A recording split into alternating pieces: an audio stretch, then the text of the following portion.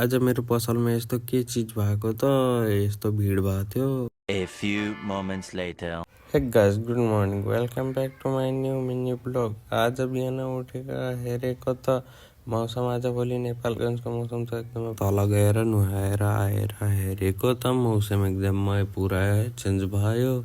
आजभोलि नेपालगञ्जमा के यस्तो भइरहेछ हजुरहरूलाई थाहा छ भने भनिदिनु होला। अहिले आफ्नो लुगा आइरन गर्न लाग्यो। त्यसपछि मैले त सोचिरहेको थिएँ मात्र केटीले धोका दिँदो रहेछन्। आज त हेरेको लाइटले पनि धोका दियो। साला ये दुख का खत्म नहीं होता बे। चाहिँ मैले आफ्नो ल्यापटप ब्यागमा हालेर हेरेको त हावाहुरी चलिरहेछ अहिले। पछि म बाहिर गएको त हेरेँ आज नेपालगञ्जको यस्तो मौसम छ के भनिदिउँ। अब ढोका बन्द गर्न लागेको त हेरेँ लाइटै आइसक्यो, के भइरहेछ तिर गएर हेरेको त आज दाइ पनि यहीँ हुनुहुन्छ। आज काममा जानुभएको छैन जस्तो लाग्यो मलाई। फेरि हेरेको त भाइ पनि त्यहीँ छ, सँगै दुईजना रुमतिर लागेको त हेरिरहेको छु केटीसँग कुरा गरिरहेछ। के हो हाम्रो यस्तो जिन्दगी। रुममा गएर हेरेको त यो केटीसँग अहिले पनि कुरा गरिरहेछ। के हो यस्तो।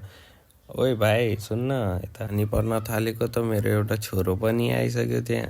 अब त्यो त उता गएर उता कुनामा बसेर केटीसँग कुरा गर्न थालेछ। अब के गर्ने, हाम्रो जिन्दगी छैन, हामी र छोरा सिङ्गल बसेको।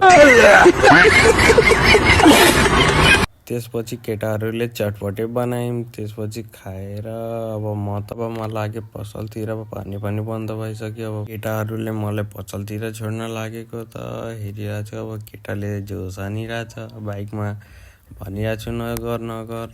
हेरेको त यस्तो भिड थियो त्यहाँ, के कारणले लफडा भएको थाहै भएन।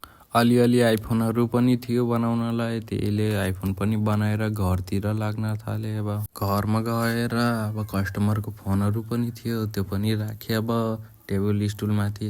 त्यसपछि गइगयो लाइट बाल्न, पङ्खा दाब्यो, फेरि लाइट बल्यो। त्यसपछि बाई बाई गाइस।